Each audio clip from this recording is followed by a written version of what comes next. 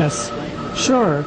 So what I'm doing is I'm going to deliver a total of 8 passes, and we're now we can do it in this pawing technique, which is going in the same direction, and then the gliding back and forth technique, which is going in the same direction and then going back again. I use this technique for less sensitive areas, and I use the pawing technique for the more sensitive areas.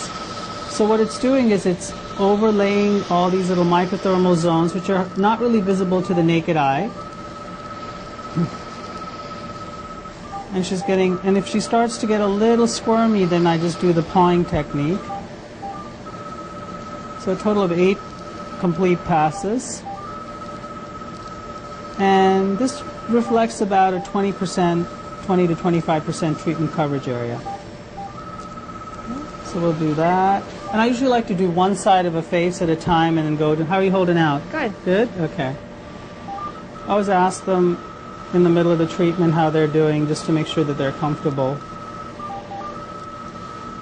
And I divide the face into quadrants or anatomic units. Typically there's the forehead, the cheeks, the nose, and the perioral area.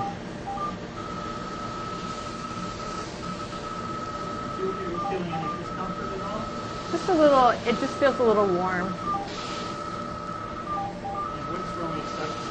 I can't hear. Oh, this is cold air that also provides comfort. And we're treating it at a pretty nice therapeutic settings. When I treated these settings, I find that they need fewer treatments. They get better results. 40 millijoules is a good depth of penetration, about 1,000 microns, which is where really you want to be. The big thing with Fraxel is deep depth does matter with resurfacing, and you're going deep enough to address all those problematic issues if you're going after acne scars or deep wrinkles or even fine wrinkles. For melasma, we'll use lower settings because you want to be more superficial. Now around the mouth, she's not going to feel it as much because she's blocked. Is that right? Mm-hmm. And the mouth tends to be the most sensitive area.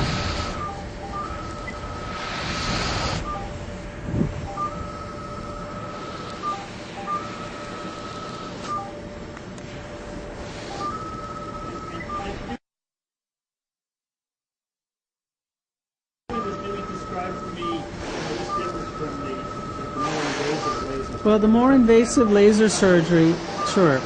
This differs from ablative lasers, where right now what you would be seeing is almost like a little bit of a charred appearance. And immediately afterwards, you'd have, in a few days, almost open wounds, weeping wounds. What this is going to look like in a couple of days, like a mild sunburn. So very, very different than traditional ablative laser resurfacing or deep chemical peels, because realize you're leaving most of the stratum corneum intact.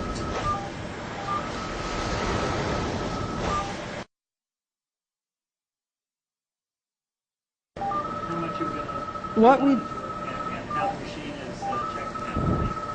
we do when we initiate the treatment is we measure the area to be treated, and then we apply the settings that we want to use for that indication, and the Fraxel's computer automatically calculates the amount of energy that you'll have to lie down on the face.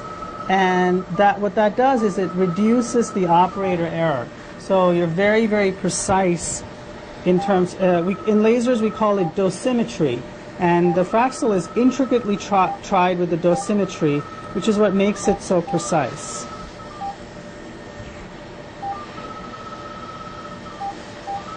So again, we're going over a little bit sensitive areas on the temple. So instead of the back and forth technique, I'm using the pawing technique. The temple sometimes tends to be a little bit more sensitive. Right around the edges of the anesthetic, maybe a little bit sensitive. So we're a little bit more ginger. I'm always staying perpendicular with my tip. And the little sound that you hear that sounds like a Geiger counter also guides you into how fast you want to go. So it should be in the mid-range, which is what, about a 5, I guess 5 to 6, yeah, 4 or 5. And if you're going too fast, it starts making this unusual, like, techno sound, right? That's how I like to describe it. Perfect. Okay, so now we're going to go to the other side of the cheek. Well, it's going to complete my facial rejuvenation because the Botox is addressing the lines of movement like her crow's feet and fine lines, frown lines. The fillers are going to give her fuller lips and volume, but they do nothing for the texture and quality of the skin. They also don't do anything for the under-eye crepiness of the skin. They don't do anything for the cobblestoning around the lip.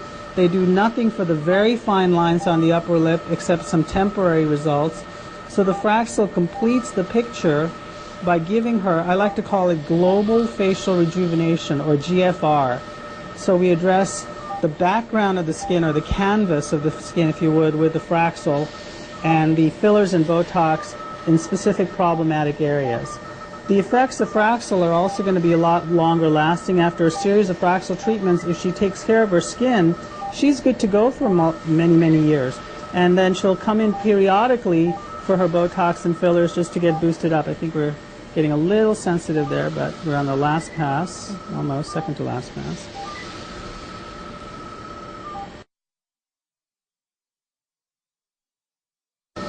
Does she have to take any special care for skin after this? Very, very simple treatment.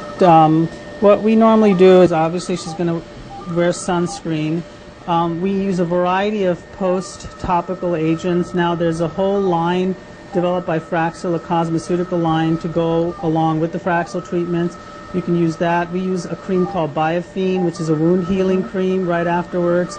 We've used, if they have melasma, we'll probably start them on bleaching agents before and after Fraxel. But there's no open wounds, so she doesn't have to wear bandages or special dressings.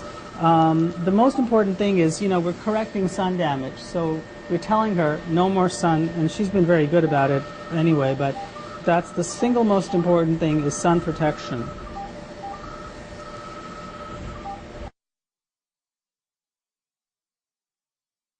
And so, Julie, how do you feel? Great. What kind of sensations are you feeling at the moment? Really just a little bit warm. Just, that's more like a sunburn. Like, Right. like And you said. I always find the cold air It really helps. really helps, and It I have does. them It cool feels for really a little while good. afterwards. Sometimes if I get a little warm, I cool there. The nurse cools me. Yeah.